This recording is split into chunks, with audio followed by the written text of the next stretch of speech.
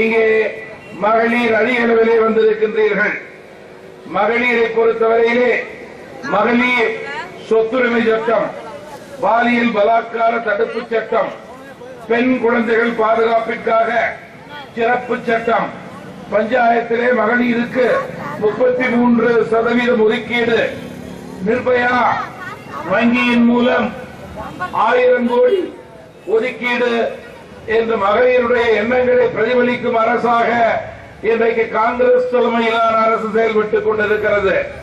மகளிர் மற்றும் குழந்தைகளுடைய நலனை காக்கும் அரசாக இந்த அரசு செயல்பட்டுக் கொண்டிருக்கிறது.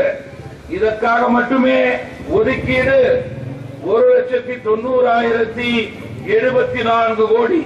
இதன் அடிப்படையிலே மகளிரும் குழந்தைகளும் சுமார் 25 கோடி பேர் பயனடைகின்றார்கள் என்பதை இங்கே நான் குறிப்பிட விரும்புகிறேன்.